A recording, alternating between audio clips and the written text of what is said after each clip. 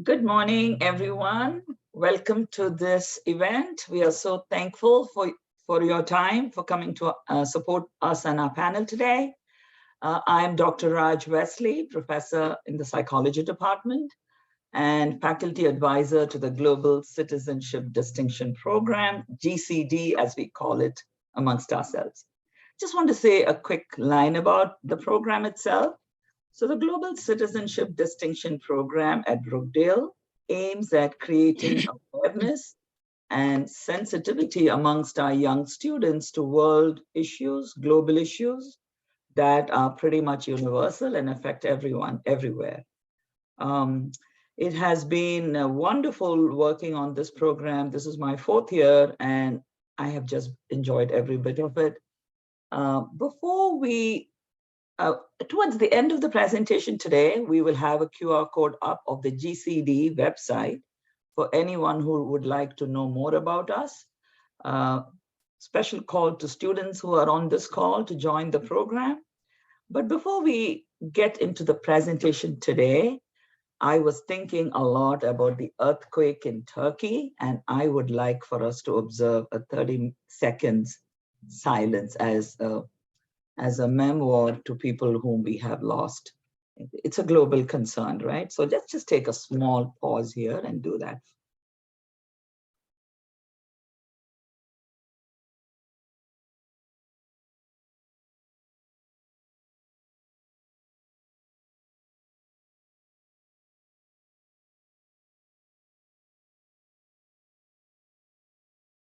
Okay, thank you so much. It has been heartbreaking when I heard in last night's update that about 42,000 people have perished in this earthquake. I just can't wrap my head around that. So here we are in America. What can we do about this, right? Should we just say how sad and leave it at that? Or is there something we can each think of doing at our individual levels and as a small group, as a community, as a college? So I just want to start this global discussion we are having today with that message. At this point, I'm going to introduce Eden Pella to introduce our book and the theme and all that. Over to you, Eden. Thank you, Professor Raj. Okay. Yeah, so the Global Read is basically a selection of a literary work chosen by the entire Brookdale community biennially, and it focuses on a global issue and a global theme that will pilot all other GCP-related events. Hold on a minute. I'm just getting interference. Could all of the audience please mute their mics? I'm having a hard time seeing you, and your mics need to be muted. I'm sorry. Should be. Mics need to be muted, please. Anna, I think Anna Flood. Yeah, I'm trying to get into them. Can you mute them? I wish I could, but I somehow can't see them. Oh. And I don't know. Anna Flood. Mute your mics, please. Anna Flood, mute your mic. Okay. Let's see if I can mute her now. Got her. Okay. Now, can you go ahead, Eden? Share your screen again. I kicked you off. You can start again, Eden. Yeah. Yeah, sure, no problem.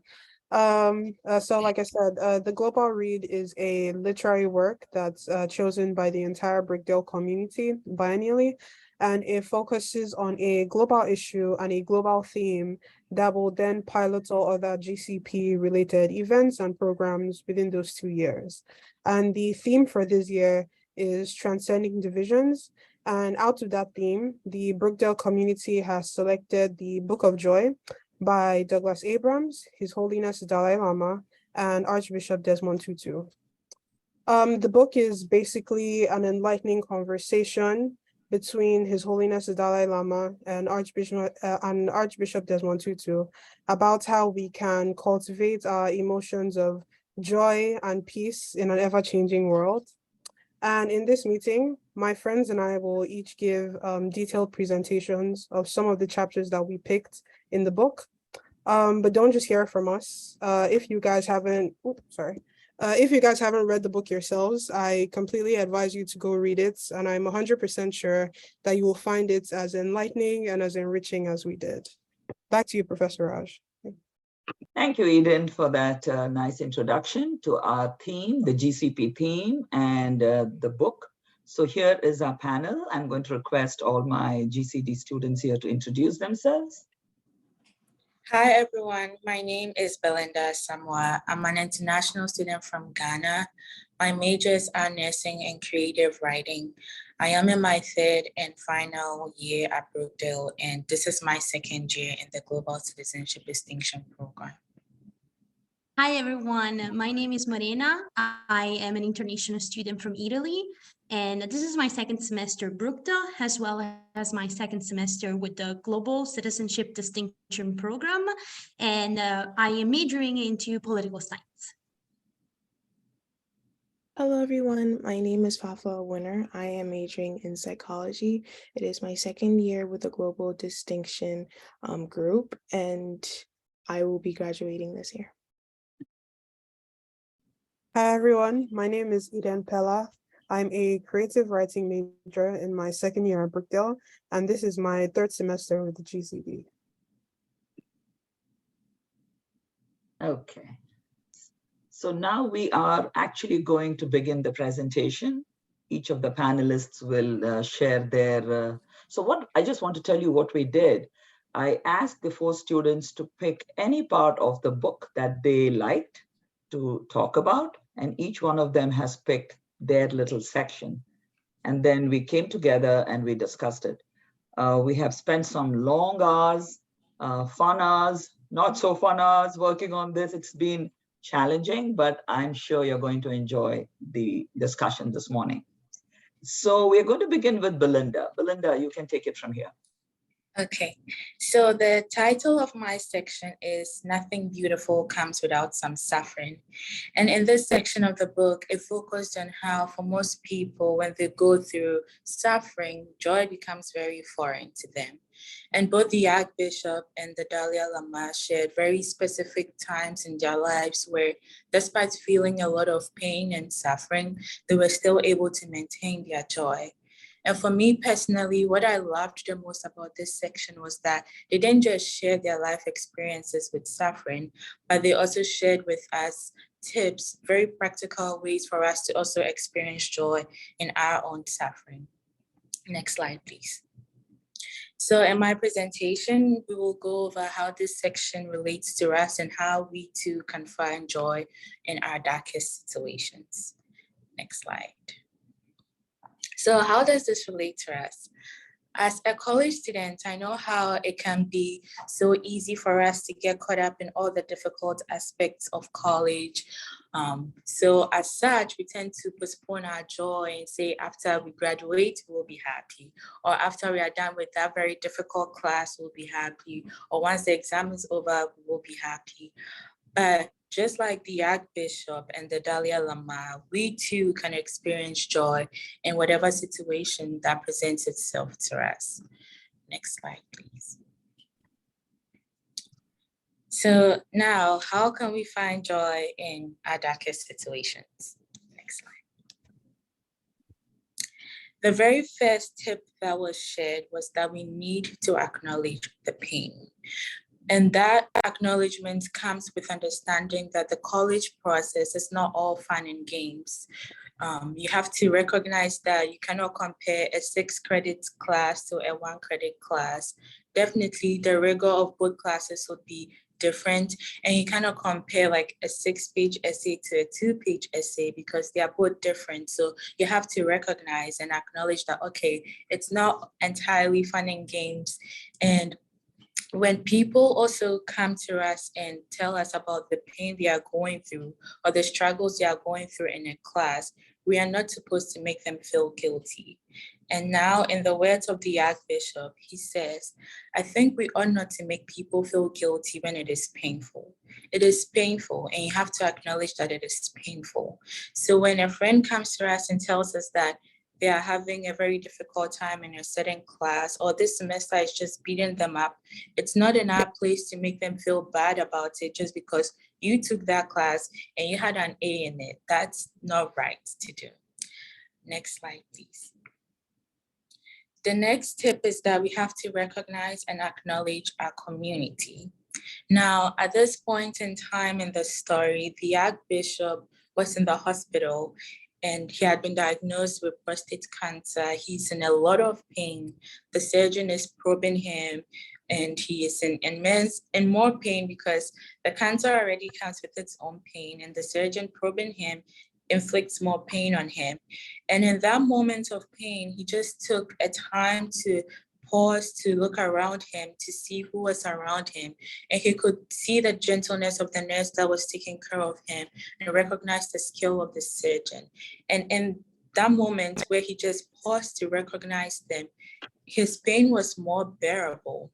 And for us as college students, we are very lucky because Brookdale has community right in its heart.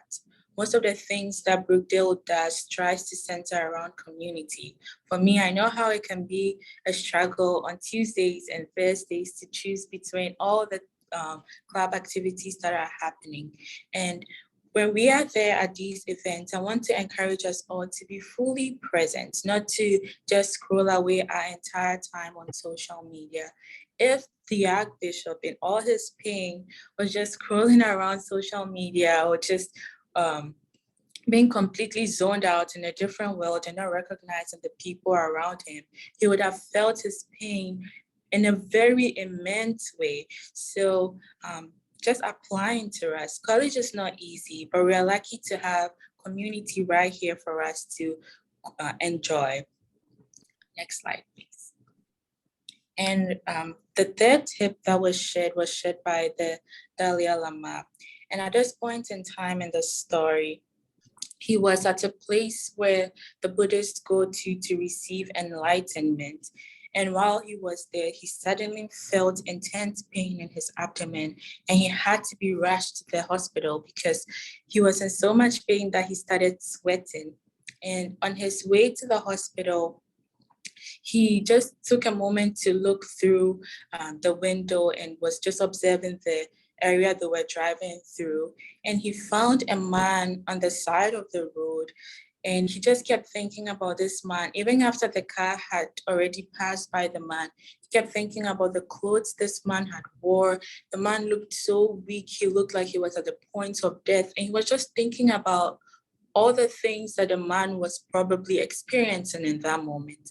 And in that moment where he was just so consumed with thinking about the other person he saw, he forgot about his own physical pain. It became more bearable for him. And that's how compassion works. When you stop to pause and look at the other person and think about them, your own pain becomes more bearable. So in those difficult classes, take a time to check in on a friend. Ask them how they're studying for the exams. Ask them how that class is going for them. But if you're too consumed with yourself, thinking about me, myself, and I, you're going to start feeling like even 24 hours is not enough for you to study or to even complete that paper. And now in his own words, he says, too much self-centered thinking is the source of suffering. And compassionate concern for others' well-being is the source of happiness. Next slide, please. So I would like to leave us all with this quote where the Archbishop used the metaphor of a flower to liken it to us. He says, it's like a flower. You open, you blossom really because of other people. And under all normal circumstances, growth occurs, but we don't only want to grow, we want to thrive, we want to blossom. And it's really heavily dependent on the community that we are in. Thankfully for us, we have a community that makes that possible, which is Brookdale. So I encourage us all to step out of our comfort zone, to be fully present, and to immerse ourselves in the entire college experience. Thank you. I'll turn it over to Professor Raj now. Thank you, Belinda. That was great. I love how you closed with, we cannot blossom without others, right? So we all may have the potential, the abilities, but we need professors, mentors, peers, family. And I have, in my experience in my life, I believe if you just tell someone I'm having a hard day, or I don't get this, there'll be so many people to help you through that moment of crisis. So thank you for that. That was great. And I'm delighted now to introduce Marina with her piece on compassion. Okay. Thank you, Dr. Raj. So I picked this topic because I think it's particularly related to what is going on today in the world. As Dr. Raj was telling you about the earthquake in Turkey. And so we really need to be compassionate. But what is compassion? Compassion is learning the heart of altruism, meaning that we need to be there for each other. We need to think outside the hard box, and we really need to be there to help, to just be a presence for the others. And so the book of Joy really touch upon many issues that are closely related to our mental health. So in my topic, in my section, I really want to talk about and discuss 3 questions. First, how do we learn to live together? Second, how do we learn to be less self-centered? And then how do we learn to be compassionate without getting hurt? And I will be back in a second to those 3 questions. But first, I really want to talk about something that is related to social media. Social media are a real battleground where we should learn how to be compassionate, because social media are part of our everyday life. We spend, some part of the day on social media, and therefore we need to, learn to be altruism as well on the social media as in a real life. So back to the question, how do we learn to live together? His Holiness the Dalai Lama affirms that we are social animals. And in the book, he said, even for kings or queens or spiritual leaders, their survival depends on their relying on community. So exactly like a pack of animals, they need each other to survive. Each of them relies to the other for a task they need to survive in everyday life. So exactly like animals, we need each other. We need to help, to support. And in this sense, compassion is really, really important, because that means that we are there for each other. We're functioning as a community, as a society. We are there making connection links. And on top of the links, we have compassion. So back to the second question. How do we learn to be less self-centered? See, compassion is really important, because in that sense, it teaches us a lesson. It teaches us to thinking outside our sphere, our box. And there's a benefit, and it's really important, which it is about helping to reduce the stress on ourselves. So when we help the others, when we focus on the others, we're not thinking about our problems. We're not thinking, oh, I'm having a bad day, because I am just thinking about, oh my God, you really need my help. I'm here to help you. I'm here with you, and I'm giving you my kindness. I'm giving you my support. At the end of the day, you really will forgive about what was going on with you. And so back to the social media, but also related to compassion, there's a big lesson in the book as well. So compassion is contagious. What that means, that if we give a good example, people will follow. If we see that we're doing something good, they will be leaning toward doing something good. And I want you to meet Charlie and the Dream Machine USA. Charlie was a man that was completely lost. He was absolutely depressed, and he couldn't find any joy and happiness in his life. And one day he woke up and he decided to change the course of his life. How? By helping others. So that's where the Dream Machine USA was born. So the Dream Machine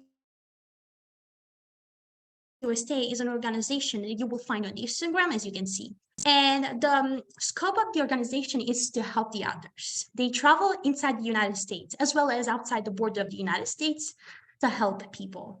They help people that struggle, that have problems, and they're trying to make their dream come true. So as you can see, Charlie is a huge example of resilience, but also of compassion and the way it can be contagious and it can be helpful for the others as well as beneficial for yourself. And now, the other lesson that the Dalai Lama and the Archbishop Desmond Tutu wants to try to teach us is that compassion sometimes can be really difficult, and it is a brave decision because it is contagion, it's true. But, you know, sometimes we may feel that people are taking advantage of us. People are taking advantage of us trying to help them. And so it is a brave choice and it can be hard sometimes, but what is the solution? So the goal is to help the others in taking care and not to crush ourselves. What that means? The Dalai Lama gives us a really good example. He says that if we see a man that is crushed by a rock, we're not going to crush ourselves under a rock as well because we're being compassionate. What are we going to do is that we will ask for help, or we will try to lift the rock to help that person. So, and this is a way to be compassionate, to be kind to the others. And also a way to protect ourselves because we are trying to be kind. We are trying to, there's also a moral elevation in compassion. So we're trying to be there and apply common sense without getting hurt. So I want to leave you with two ideas that really comes out of the book and comes out of this section. First, I really want to tell you as a student myself that we live in a fast-paced society. We only think about achieving. We only think about reaching our goal in the fastest way possible. And this is resulting into a ongoing anxiety and stress. And we need to stop for a second. We need to remember that we're humans. We are people. We have feelings. And we really need to take care of ourselves, of our well-being and our mental health, because without our mental health, we cannot achieve those goals. So if we protect ourselves, we definitely gonna achieve our goal because those are gonna follow. And then the second thing that I wanna talk to you about is about the social media issue. Social media can be a good environment as well as a negative environment. We need to remember that we're living a different reality. Maybe sometimes we try to escape. Maybe sometimes we're trying to indirectly reach something that we cannot have in our life. Detach yourself. Remember, you have your life, you have a beautiful life, and there's so much that you can do. And with that, I want you to remember, as a student, I understand and I know that it must be tough sometimes, but we need to stop, we need to slow down, and we need to breathe. And now, thank you, and back to you, Dr. Rash. Thank you, Marina. So enlightening. Thank you. It's wonderful. I'm sure you all saw the passion with which she shared her thoughts. The students really speak from their heart. I just wanted to make a small transition. So both Belinda and Marina did address the concept of self-centeredness, which is, I think, a problem for many people. And then because they're so immersed in that, they forget to look to the left or to the right and just extend that little hand, you know, of help. So we are making that plea to all of you. Yes, take care of yourself first, only then you can take care of others. But try today, try every day to remember this little mantra, if you will, that I will be a little less self-centered today and try to make the world a better place because I'm here today, something like that. So with that, we bring on our third panelist, Fafa Awanur. Fafa has taken a psychology class with me last semester. She's my student this semester, very hardworking young lady. So I'm very proud to present Fafa on the next section of the book. To you, Fafa. Hello, everyone. I would like to talk about the 8 pillars of joy in the Book of Joy. Next slide, please. So the book does talk into detail about the 8 pillars of joy, but I just want to give us an introduction so that we know what they are. So the first one is perspective. Second one is humility. Third is humor. Fourth is acceptance. 5 is forgiveness. 6 is gratitude. 7 is compassion. And 8 is generosity. Next slide, please. Now, in the Book of Joy, the Archbishop Desmond Tutu does highlight a story in his childhood where he stated that his father tended to abuse his mother under the influence of alcohol. And as a child and as 8 years old, he felt as though that he wouldn't forgive himself because he allowed such a situation to happen in the presence of him, and he wasn't able to help his mother in that given time. So here's a picture of the Archbishop Desmond Tutu and a few of his college friends. Now, he decided to go on a journey to go visit one of his friends from college, and traveling such distances was very far at that time. And as he visited his friend, he received a call from his father saying that he wanted him to come visit him urgently. Now, as I stated before, traveling was like really difficult and far. So the Archbishop did say that he was a little tired and promised his father that he would go visit him the next day. But little did he know that that same morning, early in that morning, he received a call that his father passed away. And the Archbishop till this day still feels a sense of guilt, as though that he needs to ask for forgiveness from his father because when his father needed him the most, he wasn't there. And that brings us to the topic or the pillar of forgiveness. Next slide, please.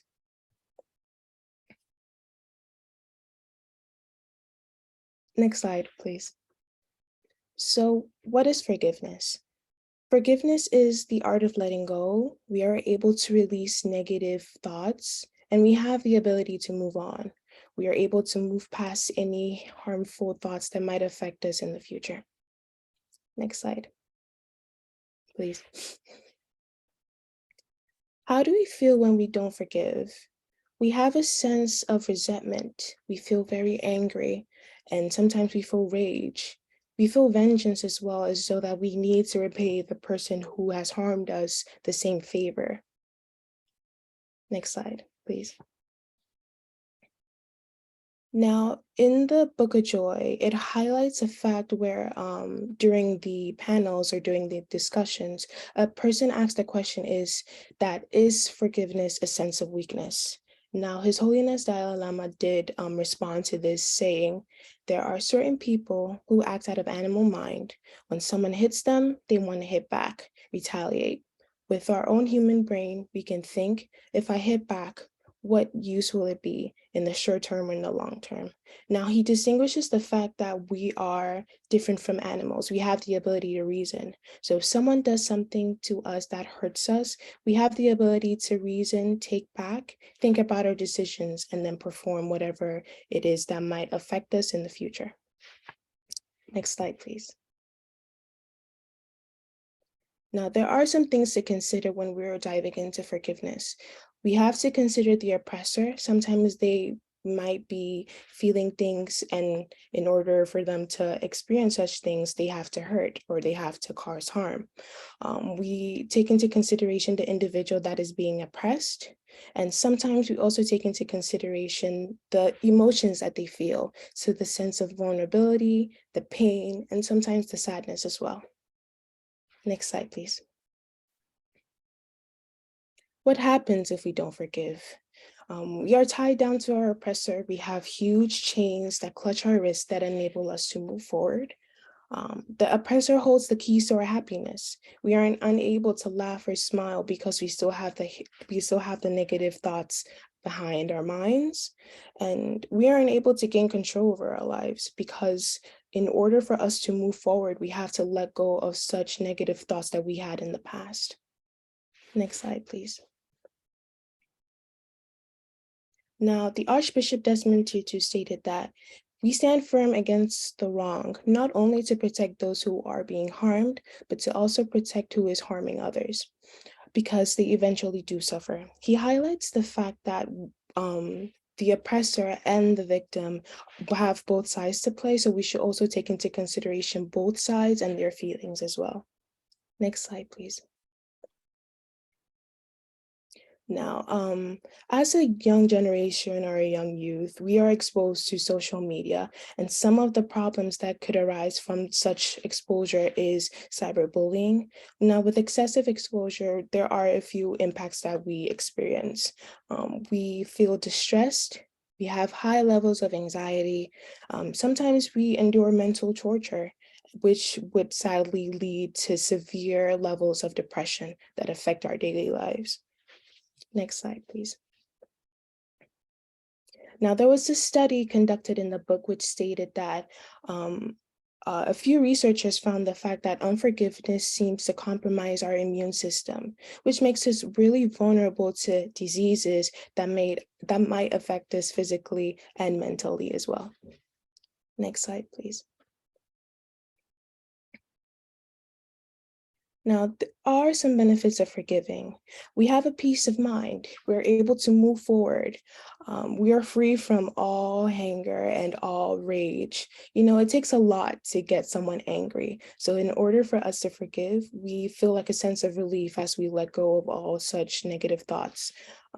We tend to heal as well. We move past all the negative actions that are done to us, and we are able to progress as we move forward. And we have an improved mental health. We're able to do all the things that we used to do before the hateful actions took place, which allows us to progress in the future as well. Next slide, please. Now, I would like to end the presentation with this quote by His Holiness Dalai Lama. He stated that when a hurt or harm happens, we can choose to hurt back or we can heal. But if we choose to forgive, we can break the cycle and we can heal, renewing or releasing the relationship. Now, it is important for us to take into consideration the fact that forgiveness is not easy. It does take time. And we have to accept the fact that, you know, we can't just forgive at an instant. So we do take into consideration the time that it takes in order for us to forgive and then let go of those hateful thoughts so that we're able to progress and just live happy lives. Now, thank you very much, and I will take it back to Professor Raj. Thank you, Fafa. I think that was a very important section on forgiveness. Every one of us needs it. And I just wanted to, I was sharing with the group the other day when we were doing a final practice. I just received a few, I don't know, it just came in the mail, little cards, and strangely, they were about forgiveness. So I just wanted to share that with you. She has addressed most of the thoughts here, but just give me a minute. So it says, forgiveness is not an action or attitude, it's a process. Be willing to forgive, it takes time. Another one said, forgiveness is a gift we give to ourselves. If you have trouble with the word forgiveness, you may use the word letting go or finding peace. Be willing to find a little forgiveness today. So that's what I like, today, now, not tomorrow, not in the future, like right now. Let me see who I have to forgive. Why am I holding this and making myself bitter? So we need to, so that is a kind of self-centeredness, but you see, it's very outreaching, you know, it touches the lives of those people. And then I love this. It said, forgive those who have hurt you. In order to heal, today, I will remember they were wounded by another. And one last one, my husband just gave me this morning, so I shall share it. It builds on what Papa just ended. Forgiveness is a strange medicine. If you give it to others, it heals the wounds in your own heart. So it really spoke to me very, very close, and I'm sure most of you can hopefully relate to that. With that, we are going to bring in our last panelist, Eden Pella, and she will talk to you about her section. I don't like to tell what they're talking about. I like them to introduce their topic. So there you go, Eden. Thank you, Professor Raj. Hi, everyone. In this presentation, I will be speaking on the chapter of envy as a conversation between the Archbishop and His Holiness the Dalai Lama. about how we can control our emotions and our feelings of comparison with one another, because it's something that we feel every day, and it's something that we should not be ashamed to admit that we do. And we can only rise up to that level of joy and peace in our hearts once we admit that we do these things. So yeah, and the next slide, please. In this presentation, we will define envy. We will talk about the Archbishop's view, the Dalai Lama's view, the concept of mudita, and the four immeasurable qualities that we can cultivate, and how to prevent envy. Next slide, please. Now, what is envy? Envy is defined in the book as a Tibetan word, traktok, and it means heavy or constricted shoulders. Now, this makes sense because envy tends to weigh us down. It brings us a great sense of dissatisfaction, because it constricts us. And usually the people who we compare ourselves to are people of the same equal level as us. We usually don't compare ourselves to millionaires or billionaires because we don't see them every day the same way we see our friends or our families or our co-workers. And this particular feeling is also genetic. It's seen in humans and is also seen in animals. And a very good example is given in the book, which I will talk about in the next slide. Next slide, please. Okay. A research study is conducted by the primatologist Franz de Waal between two monkeys. So he essentially gives both of them these cucumber slices, and they take it, they are grateful for it, and then he gives it to them again until one day he decides to switch one of those cucumber slices for a grape for one of the other monkeys. Now, this other monkey with this cucumber slice sees this and just gets enraged. He shakes his cage, he throws the cucumber slice back at the scientist because he's asking himself, why exactly does this other monkey in the same cage as me deserve this sweet fruit more than I do? And this is a type of comparison that humans also do as well, but we just tend to approach it in a less violent way that animals do. And the Archbishop also agrees with this concept about how fairness is ingrained in our genes, and it arises this sort of conflict of ideas between the Archbishop and the Dalai Lama, but they just resolve this conflict in the most compassionate way ever, where they reaffirm their friendship and they just bless each other with compliments. So in the next slide, I will talk about the Archbishop's view. The Archbishop says that we should accept and forgive.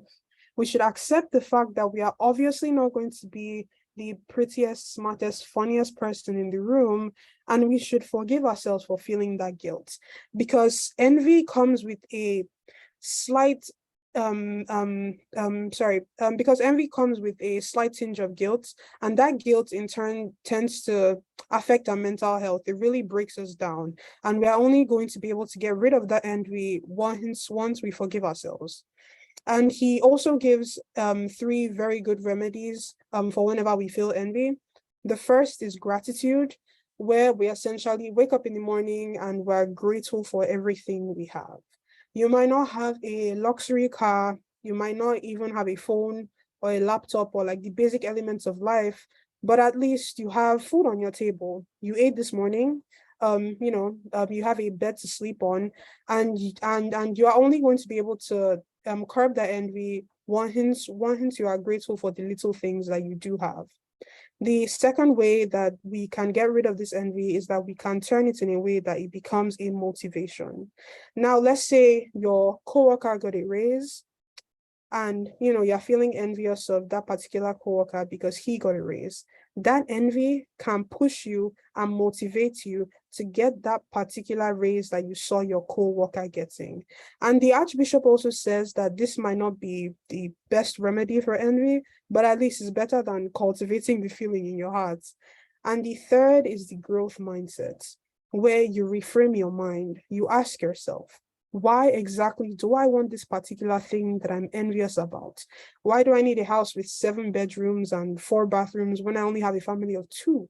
You need to reframe your mind and seriously ask yourself, so that you can try to understand that envy. And this is something that the Dalai Lama also relates to, and he also talks about in the next slide. The Dalai Lama says that envy only comes when we are too focused on material things. And these material things tend to take away our peace of mind. We begin to get into petty fights with our friends and our families and the people that we love, and it just breaks down those relationships, and it's really not worth it. He also gives 3 very good remedies for whenever we do feel this envy. The first is that we should focus on knowledge and experience, where we should focus on growing our mind and growing our experience in life rather than focusing on those material things. The second is that we should develop a heart of concern for others, where we should be able to have a heart of true, genuine kindness for one another. And the third is that we should rejoice in the success of others. Now, this brings in the Buddhist concept of mudita, which I will talk about in the next 2 slides. Mudita is part of the 4 immeasurable qualities that we can cultivate. The other 3 are loving kindness, compassion, which my friend Marina talked about, and equanimity. Next slide, please. Mudita simply means sympathetic joy. It is where we essentially take pleasure in other people's happiness. It is also the opposite of the German word Schadenfreude mentioned in the book, which is the natural outgrowth of envy. Mudita doesn't see life as, he doesn't see life as a competition where one person wins and one person loses. It sees it as if one person wins, then we all win. And the Archbishop relates this to the African word Ubuntu, and it means interdependence. And he would go to these African villages and ask the question, how are we? Because he's seeing other people's experiences as his own in a very real and personal way. Now, knowing all this, how can we prevent envy? Next slide, please. The Archbishop relates envy to a disease or an illness. And just like diseases and illnesses, preventive measures are best, because diseases or illnesses don't necessarily have a designated cure. And just like envy, when those preventive measures are in place, we're going to be able to get rid of that envy. Now, the first way we can prevent envy is that we should not have too much attachment to anything. And by anything, I mean materialistic things and people. Sometimes we get too attached to people and things that we don't even realize how much we depend on them until they are gone. And when they are eventually gone, we are just left back at square one again. All of that progress and development that we essentially started with will just come, crumbling down, and then we'll be left back at square one. The other way of how we can prevent envy is that we should recognize our own blessings and our own individual gifts. We each have something that somebody else probably wants. I mean, there might be someone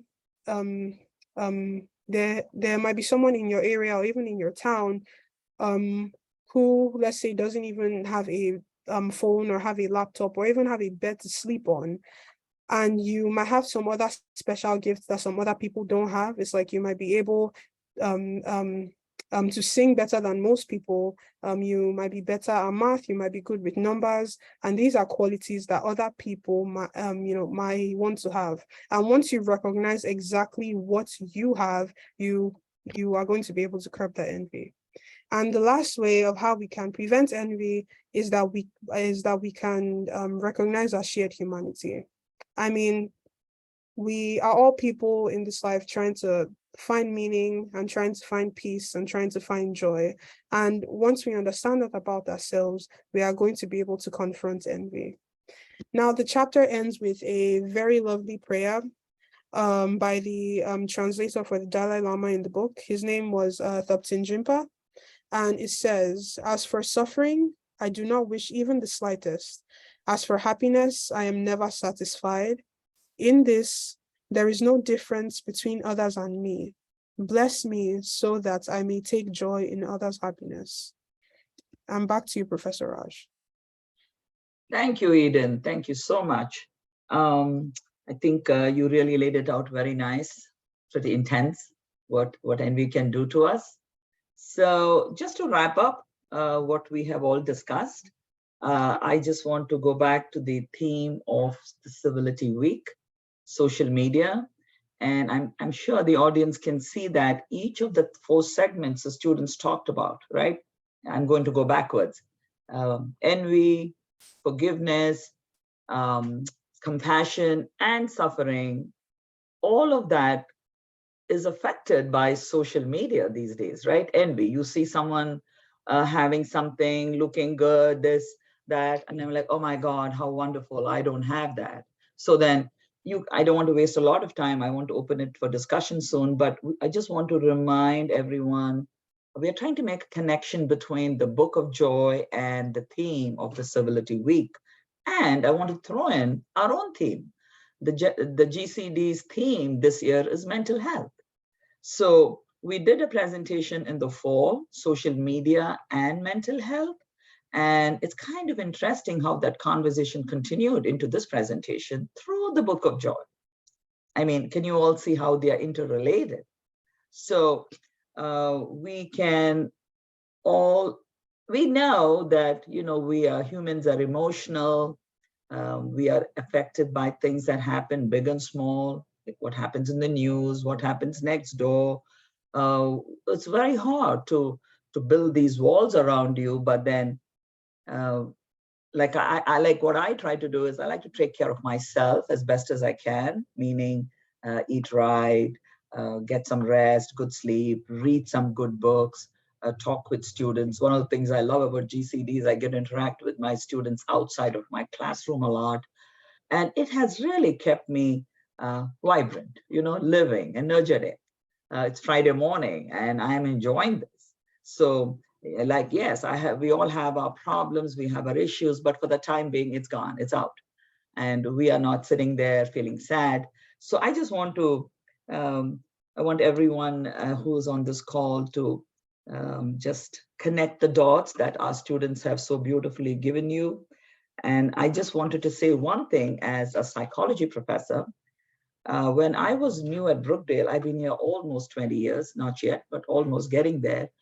There were hardly any students who wrote a paper on anxiety.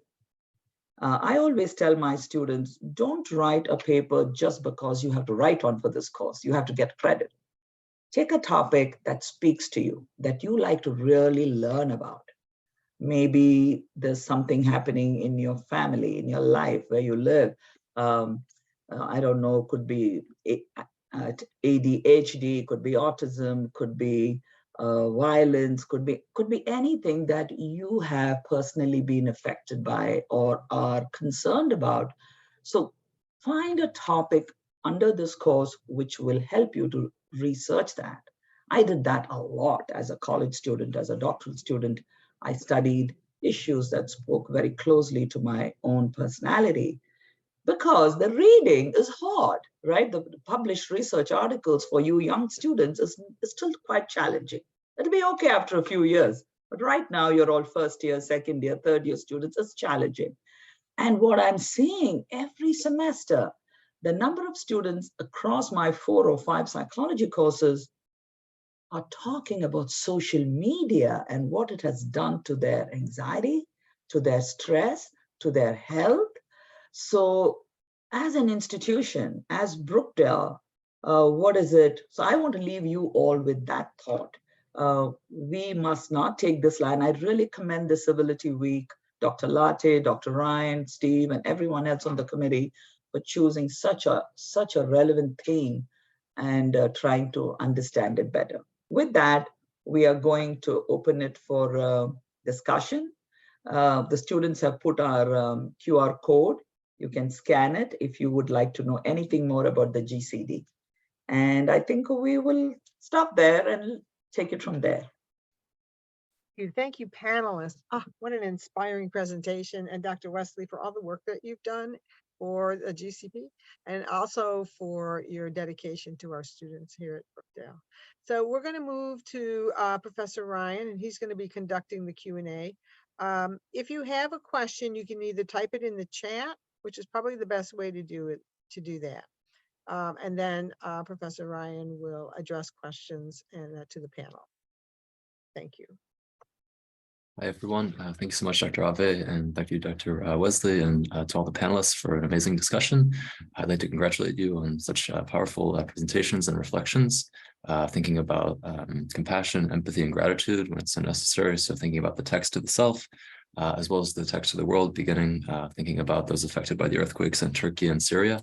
So we always want to be trying to think about those broadly, those abroad, and creating international solidarities, which you all in your presentations have done. I'd like to ask a question, thinking about Desmond Tutu and the Dalai Lama, to pose it to the group here. Both of these figures are two major religious figures. Tutu struggling against apartheid and also being an archbishop, Dalai Lama advocating for Tibet, and also being the highest spiritual leader. So thinking about how both of these figures are major religious and theological thinkers, as well as human rights advocates.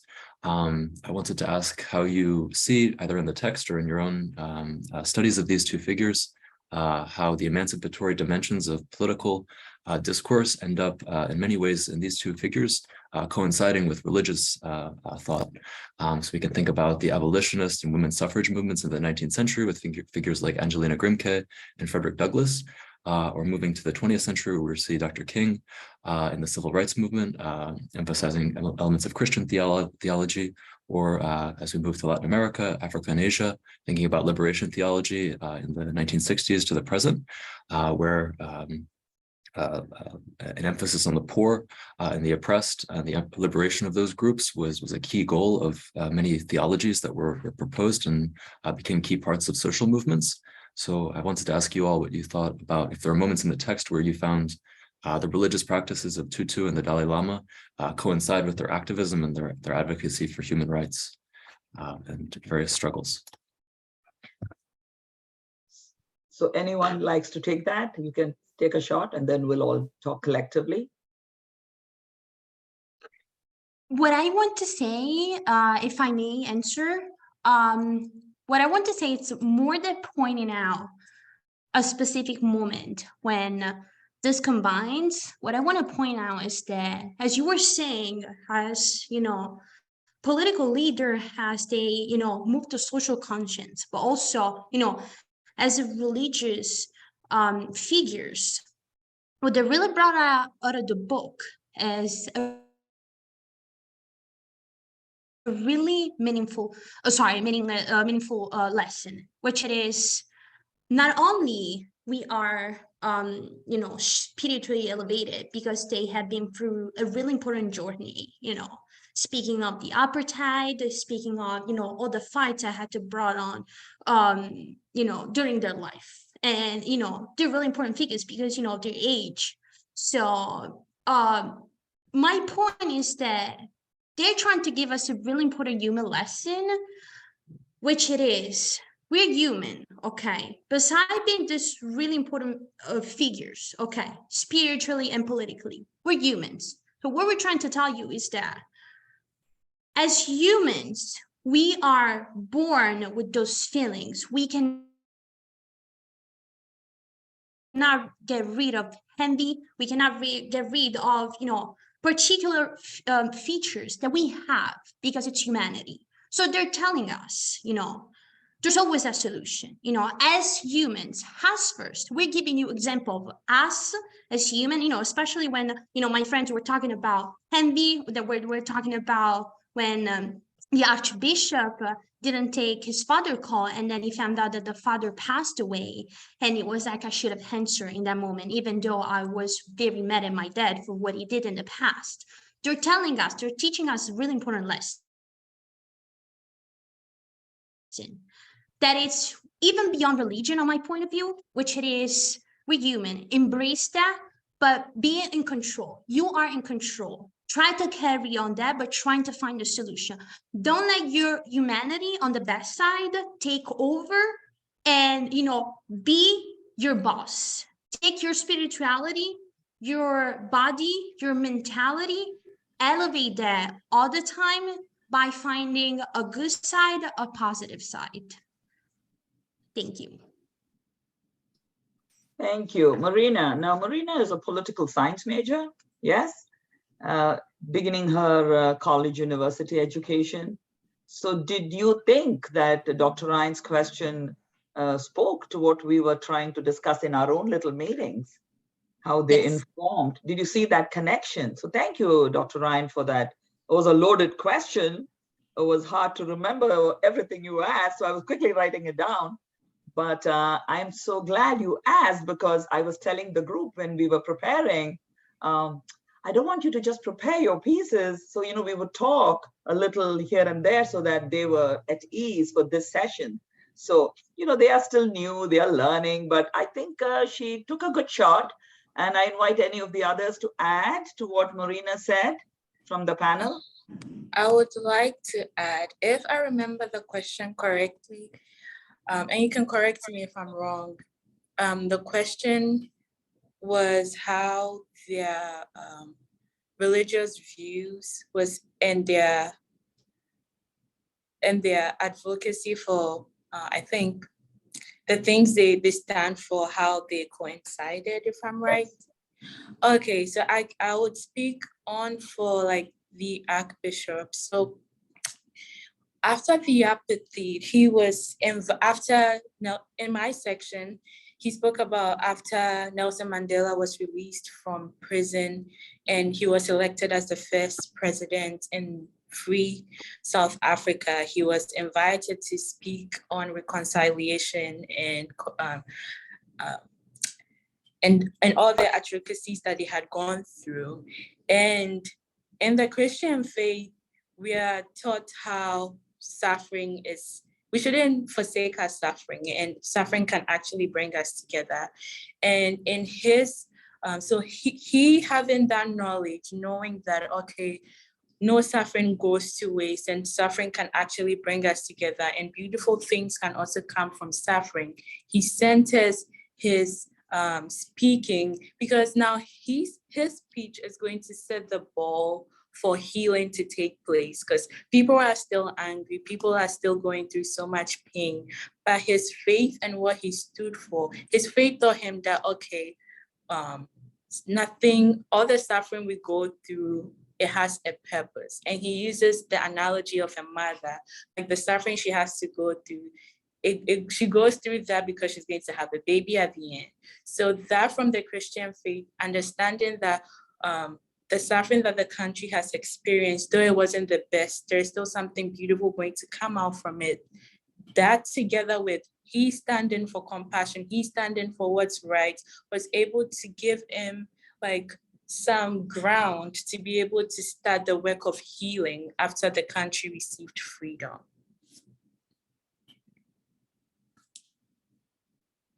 So much more. Linda, please, Adam, sorry.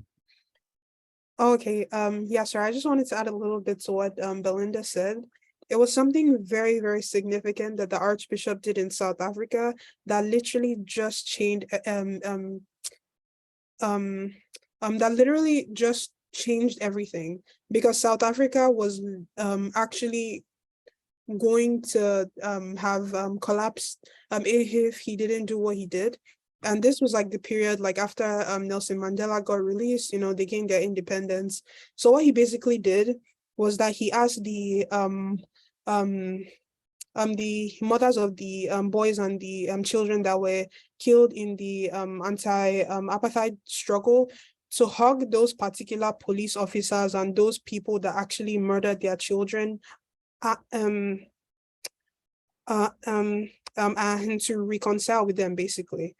And that basically just like created like a whole idea of compassion in the country that just allowed people to be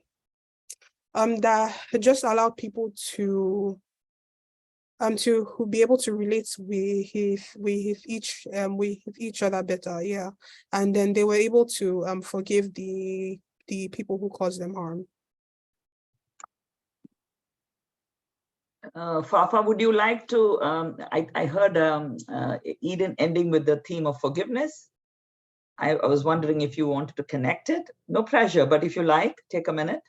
I was going to like highlight the fact that in great. some cultures or in some beliefs, everything might not be the same, but they do have some things that are like similar with each other. And one thing I noticed with forgiveness is the fact that both the Archbishop and His Holiness Dalai Lama did come into like an agreement on how they viewed forgiveness as the idea of like, letting go. So I wanted to say that despite different cultures do have like different perspectives on everything they believe in, but there is like a baseline where they agree on something in order to move forward. So they know what it is, like what is good and then what is bad and what to consider in order to progress and solve problems they see as threat to like maybe human society or like humanity itself. Thank you. I just wanted to add one line to the discussion. In fact, it's funny, as I was writing, Fafa was talking. In my understanding, here the focus is on two major religions, right? But we understand that the basic tenets of all faiths pretty much profess the same noble virtues. Now, my origin, I am a Hindu by birth, raised, married to a Christian. So, I have a very good, I guess, life mixing the two. But it has been so easy because we both grew up with very similar values in very different religions. And I was looking at some of the terms our students use today. For example, when Eden was talking about the concept of mudita. Mudita is from ancient Sanskrit, which means, like she said, sympathetic joy. Now, we use the word mudita in India as common language. It's in our daily conversation. So mudita basically means, just to give you a quick example, when our children do something wonderful, that emotion we feel, the joy, sometimes it could be even the pain, which becomes joy later. We don't have an equal translation in English for the word mudita. It is very hard to translate that, Will. But I believe, I am also thinking in the vein of the Archbishop and the Dalai Lama. I just want to talk about Gandhi for a minute. Everybody knows who Gandhi was, right? Very big leader in India, influenced the world. Now, his basic principles did not come only out of Hinduism. He was also a born Hindu, but he very early in his life understood that India has a very large Islamic Muslim population. And I don't want to get into the details of the politics and the partition and all that. But for those of you who knew what Gandhi stood was, it was for nonviolence. It was for ahimsa, means nonviolence. He suffered so much torture at the hands of the British and, those people, but he did not retaliate. He did not strike back. Just imagine getting thousands of people in your country to follow that line of thinking. I don't know how one can do that. And if you have seen the movie Gandhi, there are some very powerful scenes there where the British are just beating the protesters and nobody strikes back. So they suffered, again, coming from some religious essence of the different faiths.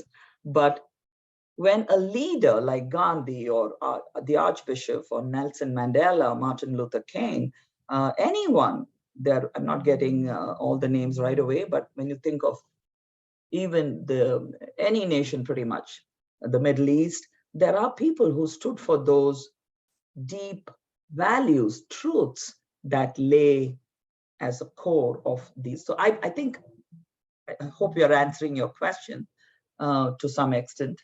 You would like to add to that? We are happy to take that. Yeah.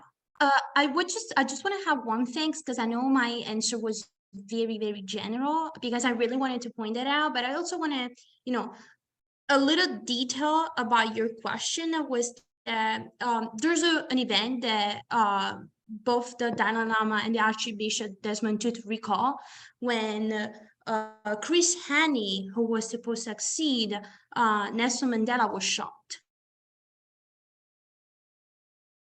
And he reminded of the sadness, the grief, how people were mad because they really believed that this young man could have been a really good leader, more democratic, more open to the people and make a really good change. So he remembered that at that moment, he himself was very frustrated and he was very, very angry. And what it really trying to reconnect us spiritually was that we all have those dark moments, but we need to try to be optimistic.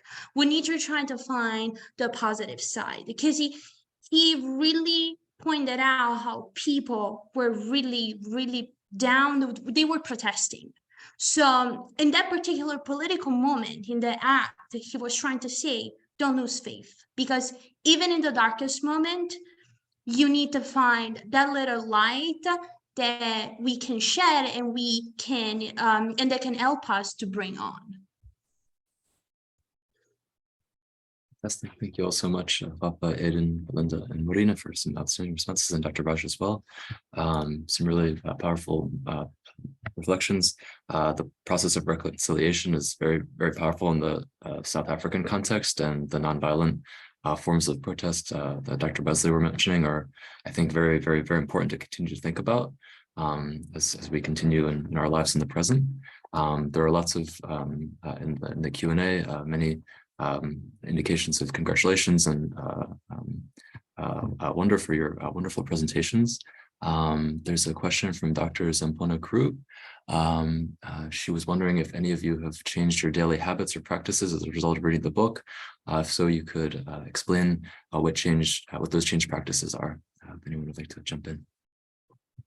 It's very interesting that this question was asked, because while practicing for this, I reread my section multiple times. I knew what the 3 tips they had shared in my section were, but I didn't realize that just rereading it multiple times and preparing for this presentation, I was actually learning a lot from it.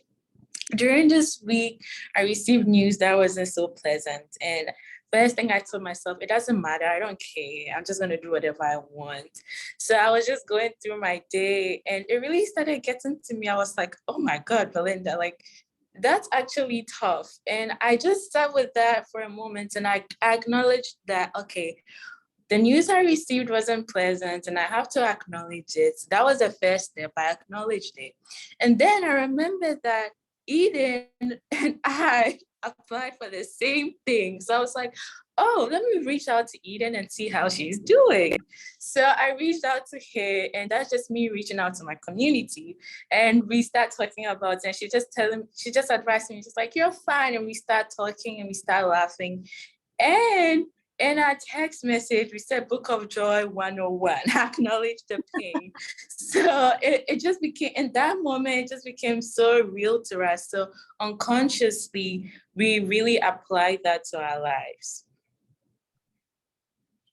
Others? Anyone? What I want to say is that it's funny because Dr. Hashel is my professor and we were talking about mudita just yesterday. And, we were just, there was a question she asked. And she asked us, if you think about the concept of mudita, do you think that history would have been different? That, events would have been different, we would be in a different world? And now applying this to the book, to what the book really gave us, the lesson, I was like Belinda having a bad day the other day, and I was really, really upset. And then I stopped for a second and I turned around and I told myself, there are people dying in Turkey from an earthquake, and you are here, you're eating a burger, you're drinking water, you bought a Coke, and you're fine, you're healthy, you have your whole life ahead of you. Smile and be happy. So I think that this book in general, it is so open, it opens your mind in ways we can understand until we read the last page and we tell ourselves, okay, you need to see the right side of things. We'll give you each of you a minute if you guys want, Eden or Fafa. Again, there's never any pressure, but just I want to be fair so that you get a chance. Yeah. Yeah. Okay. So so it was before I read this chapter on envy. I used to like get these fits of like, yeah, you know, that I can't believe you know, I'm at this particular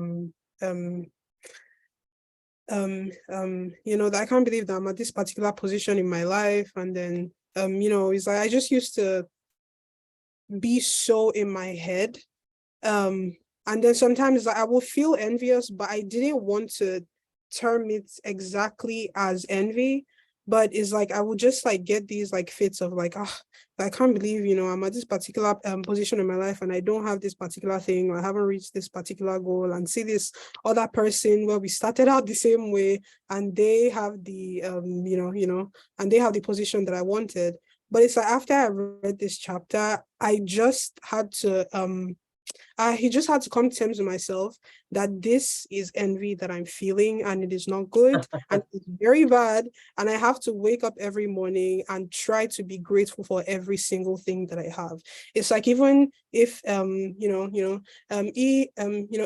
if, let's say, I'm not able to get to one place, or I'm stuck at one place because the bus came late, I am grateful for the fact that I even have legs to even be able to walk there. I'm grateful for the fact that I even have a cell phone to even call somebody. So yeah, it's just to be grateful for those particular little things. And this book really taught me that. So Fafa, thoughts?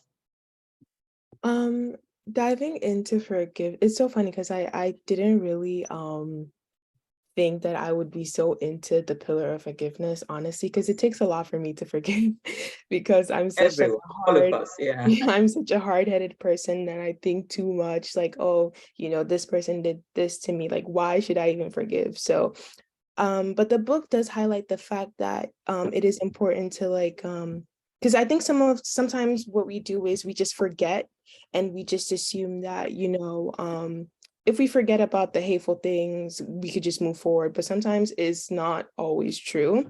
You always have that sense of like resentment as well.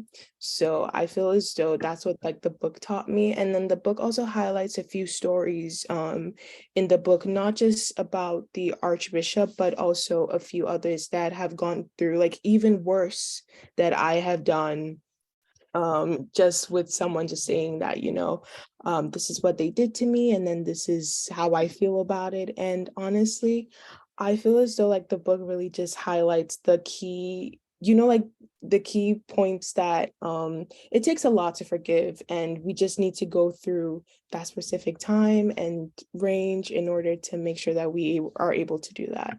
So yeah. I just wanted to add that when you think of the book, or at least the 4 themes the students picked for the discussion this morning, you notice that I'm not saying they're positive or negative, but envy kind of becomes a negative emotion, right? Compassion is a positive one. Forgiveness is a positive one. Now, suffering, yeah, it's negative, but then as you kept saying, the good comes only sometimes out of the suffering. And I love the example of a woman's childbirth process, right? For all of us who are moms, that pain just disappears when we see the baby. Oh my God, the whole struggle that we've all had, right?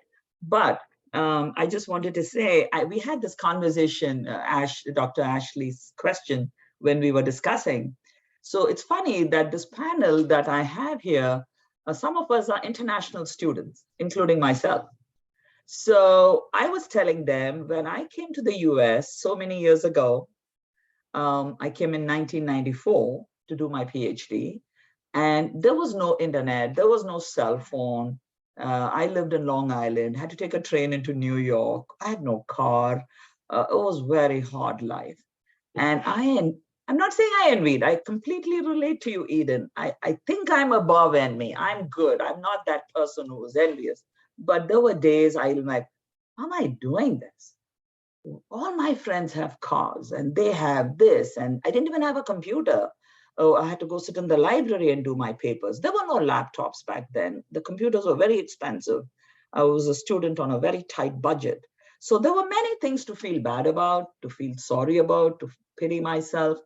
But very quickly, I was talking to my parents in India. Those days, even talking on the phone was very expensive, if you know, very expensive. So I was like, okay, it's a minute, I can't talk anymore. But my mother said, now think about it. How many of your friends that you grew up with, Raj, in India are in the US getting a PhD? And you have gone there with a child. My daughter was 5 years old when I came here. What was I thinking? Crazy, stupid, I don't know what. But as soon as she said that, I got perspective. Do you see that? Thank God I had the desire in my mind to do this. And that's all I'm going to do. So I was sharing, Eden, Belinda, Marina, to some extent, Fafa, they all have roots elsewhere. They are all here. And the challenges that these young people are facing every day, like Belinda said, she left her home at 6 this morning, taking trains and buses to get to Brookdale to be in time for this call. That is not easy. Most of us are at home taking this call, and she had to come there. Now, she could envy all of us, but again, how many people are doing what you're doing, Belinda, right? You are here representing Global Citizenship and making the program wonderful, Civility Week wonderful, and there is something that will rub off into your own personalities. So that was a great question, Ashley. Thank you for asking us that. And I know we have a little time. Dr. Ryan, we can go to the next one if you want. Of course, yeah. Thank you all so much for your responses and thoughts. We have another question from Birgit Mundus here. Considering the incivility and even cruelty we see, most of which involves these very emotions, what could you say to your peers to curtail this with so much information driving our emotions? So we'll take this question and then we'll conclude with some great final question. You can go ahead, ladies. What do you think? Did you see the question? You heard it? Yes, so my point of view is that this is a really good question because young generation is affected by what's going on nowadays, especially when I talk to the elderly and they tell me how different it was before and how respect was the main point and the very characteristic of every society, every community. So my point of view to that question is that we need to educate ourselves. And I talk as an international student.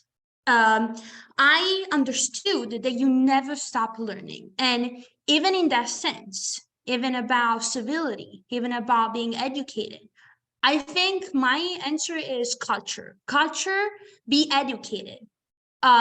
Keep reading, keep up with the news, keep up with general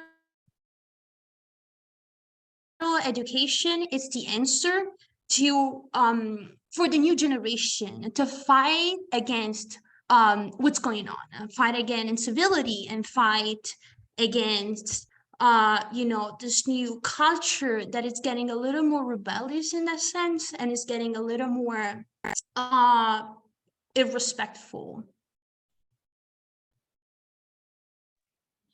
So I would want to first start off with the last point Marina shared on her presentation, which was stop, slow down, and breathe, I believe. And usually when we're presented with an information, the information is directed at a specific emotion. And most of the time we react immediately based on what it was designed to do. So like how I would advise my peers is you always want to, like, I know how it can be sometimes when maybe I get into an argument and after the argument is long and done, I'll be in my room thinking about all the things I could have said better. So instead of having that moment of thinking of all the things you could have said better, take that moment now. When you're presented with something and you feel so much emotions, take that moment, stop, slow down, and breathe. Think about all the things you would want to say first. And usually that, because emotions are very strong, and once you're able to think through the things you want to really say before you speak, it would really, like, you just thinking through all the things you want to say would have you asking so many questions, and then you can really answer for yourself, is this information even right? Do I ever really need to address this? And with doing that, you're able to really put things into perspective. So that's how I would advise a friend if you are faced with an information that really just gets you very angry or very riled up, and you are very tempted to speak in the moment. Stop, take a moment and breathe. And just think of all the things you would have thought of after the arguments that you would have said, oh, I wish I had said this. Think about that now. And then it could possibly address the misinformation that has been communicated to you. Anyone else would like to add? Yes, I would say that you should try to be you should try to be practical in your reaction, because it's like sometimes we would like read all this misinformation about about some injustices that might be happening. So either the injustice is happening or the injustice is not happening. Try to be practical with however you react to it. So don't just go at it directly. Sit down and think what exactly you can do to help that particular situation, and map it out and actually do something about it. You know, you can research about the topic, whether it's legitimate or whether it's not legitimate. And then from there, you can actually see what you can do to make the situation better. Mm-hmm.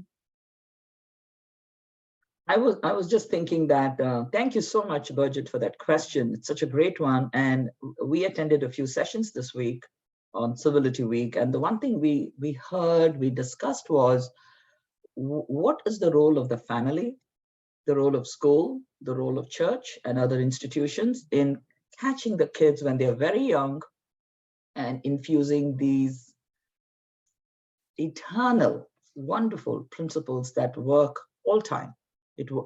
So then I'm looking at my own group here and all our students at Brookdale who in a few years will be parents, will be raising their own children. What is it you're going to teach them? And all of us who are becoming, training to become professionals, all our students, whether they're going to be teachers, health workers, doesn't matter where. I think the training starts very early in life, must start early. But again, as I said earlier, what we are doing now at Brookdale is an attempt to continue that process of reminding ourselves that we must have a social conscience, right? We are individuals, but it's only individuals who make up a group and society. And like Marina alluded earlier, animals need each other in a pack, so do we. And then as Fafa said, I think it was the Archbishop who says, how different are we from animals? No, I think it was the Dalai Lama who says, animals impulsively strike back, but we have a brain, highly developed, critical thinking, must pause. I loved what Belinda and Fafa, Eden just shared, waiting, patience, don't react, don't be impulsive, right? And there was one word that Marina used in her section, moral elevation. I don't know if you caught that word. I think that was beautiful, where one is not born with moral values, right? We learn it as we grow. And who teaches us that? We learn it from each other. So I just wanted to say thank you, everyone, for coming to our session and encouraging us very much. Thank you, Dr. Latte, Dr. Ryan, and Steve, and everybody else on the committee. Thank you so much, Dr. Wesley. And we want to thank all of our attendees for their wonderful comments and questions. Be sure to take a look. There's some really lovely comments praising you all. We'd like to thank our esteemed panelists for embodying civility and giving us all joy this morning. And we'd also like to extend our appreciation and gratitude to the International Education Center and Global Citizenship Distinction Initiative. So thank you all so much. Dr. Latte, did you want to share the poll or have any last thoughts? I think the poll is up. It should be on the screen. So if anybody is willing to help us and help the student panel and Dr. Wesley with some feedback, we'll share that with them. So Yeah, we would love that. Yeah. And thank you everyone for attending and for this marvelous conversation around the Book of Joy. Professor Ashley, do you want to say anything about what's coming up for the Book of Joy project? Let me see if I can unmute you. Hold on one second. I don't want you to feel a little compelled, but let me see if I can unmute you. Did you want to say anything? I think you have. Can you hear me? We can hear you. You can? Okay. Gosh, yeah, I need to have my schedule in front of me, but a couple of things that I can say.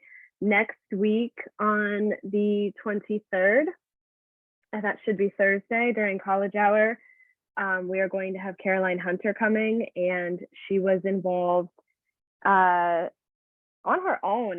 She's a great example of showing what an individual person can do, involved in the international movement to help bring apartheid to an end. So she is going to be at Brookdale on Thursday, like I said, during college hours. So that fits in with the read quite well, considering Desmond Tutu's personal connection to apartheid and helping to bring that to an end, and then also helping to rebuild South Africa after that, right? We are, I think I did see it in the chat, we do have a planned to have a panel in April. We do need to adjust the date because of the TED event that we found out is taking place. So please note that the April 19th date will be adjusted. But we do plan to have an event where we will have a Buddhist practitioner, a Christian pastor, as well as one of our own faculty, Marlena Frank, who teaches positive psychology, and one of our philosophy professors who teaches comparative religions will be also part of the panel. So we will have that event in April, and our last, though not last in order, I'm saying these out of order and I apologize, but March 31st, Friday at 11:30, we will be hosting an event called Happyvism. I encourage any of you interested, you can simply Google Happyvism, HAPPYVISM,